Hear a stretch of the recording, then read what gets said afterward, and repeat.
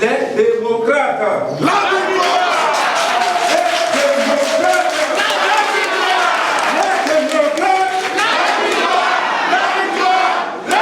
C'est dans cette ambiance de gaieté que les militantes et militants du parti Le Nationaliste, avec à leur tête le président du dit parti, ont assailli le siège du parti Les Démocrates ce mercredi 11 novembre 2020. L'objectif était de déclarer officiellement leur adhésion au parti Les Démocrates. Aujourd'hui, je suis très heureux de me retrouver en ces lieux, en compagnie de nos nombreux compagnons de lutte, des militantes et militants du parti Le Nationaliste, pour officialiser mon adhésion et celle de mes compagnons de lutte à cette grande famille politique que nous avons créée ensemble. Ce parcours n'a rien d'ordinaire, parce que comment se fait-il que quelqu'un qui a été membre des structures préparatoires et qui plus est président de la commission diagnostique se retrouve aujourd'hui dans un processus d'adhésion au parti qu'il a créé, qu'il a contribué à créer lui-même. C'est pourquoi je vous dis, ce parcours n'a rien d'ordinaire pour le simple observateur des naissances de partis politiques et des adhésions qu'ils enregistrent. Mais pour moi, qui est pris par le nationalisme, c'est la preuve de ma foi inébranlable en la victoire, la preuve de ma conviction sans faille pour y parvenir et de mon engagement profond à être l'un des acteurs principaux. Car nous n'avons pas en face une organisation ordinaire pour prétendre la vaincre en restant dans la logique des processus ordinaires. Pour cette victoire que j'entrevois très certaine, il nous faut continuer à poser le bon diagnostic de l'état actuel de notre pays et proposer des solutions adéquates et durables. En effet, le traitement d'un mal, quel qu'il soit, nécessite avant tout une démarche méthodique à plusieurs étapes, qu'on identifie, qu'on le nomme et qu'on en ait une connaissance parfaite de son origine, de ses manifestations et de son évolution. Dans le cas d'espèce, qui est celui du Bénin, chers compatriotes, le mal s'appelle, dans un langage populaire, l'argent. Contrairement à ce que l'on cherche à nous faire croire que nous serions un peuple de pagailleurs. Ces lobbies, disais-je, prédateurs insatiables de nos maigres ressources, ont structuré à dessein l'appauvrissement de notre peuple.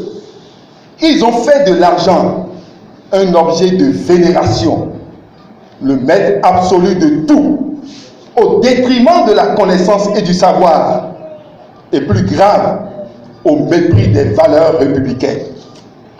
Cette philosophie de l'argent a depuis 30 ans transformé la République, et notre état de droit est devenu un instrument au service des transgresseurs de la loi, laissant pour compte les autres composantes du peuple. Le citoyen est alors mis de côté, et en ces lieux et places, l'adepte de la religion de l'argent, qui lui prospère en lieu et place, prospère et continue de proliférer.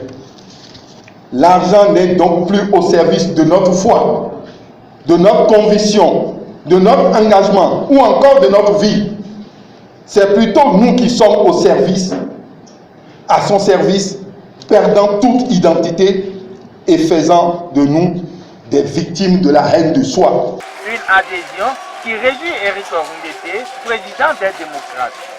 Je suis particulièrement heureux de vous recevoir ici, dans notre salle de conférence, parce que vous êtes tout beau, chacun de vous.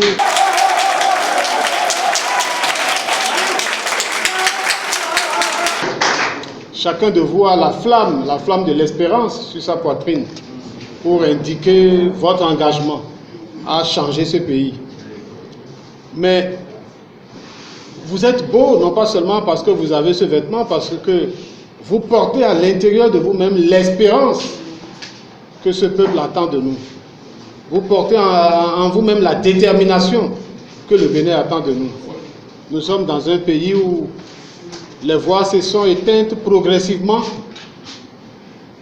et de plus en plus, les voix s'élèvent pour constater la forfaiture, pour constater combien nous tombons progressivement dans l'abîme, pour s'étonner de ce que, est-ce que c'est le Bénin de 90, est-ce que c'est le Bénin de Monseigneur de Souza, est-ce que c'est le Bénin de Mathieu Kérékou, de Nicéphore Soglo, de Boni Yahi, est-ce que c'est ce même Bénin que nous avons aujourd'hui?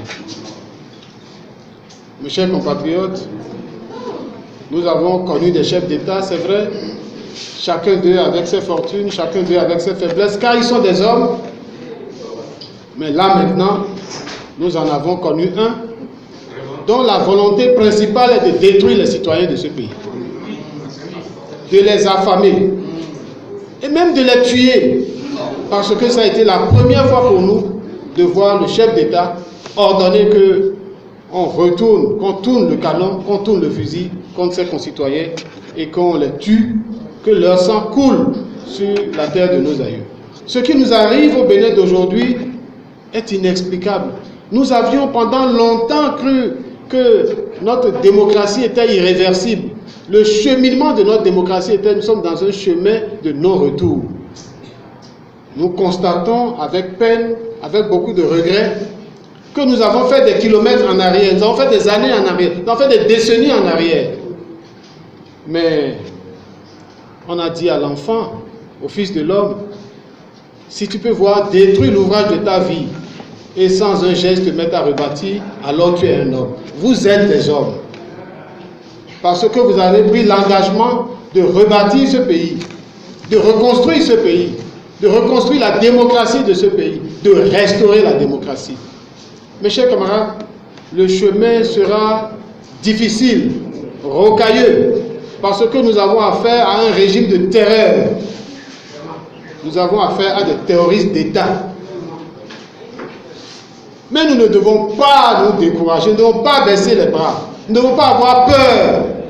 Il ne faut pas avoir peur, car leur arme principale, c'est de semer la peur partout. Vous avez bravé la peur. Continuez, chers camarades. Demain, dites aux autres, la peur ne doit pas être au chapitre. Ce n'est pas possible. Nous avons toujours parlé dans ce pays. Nous avons toujours eu une presse libre dans ce pays. Nous avons toujours eu accès aux médias publics dans ce pays. Que se passe-t-il? Que se passe-t-il? Et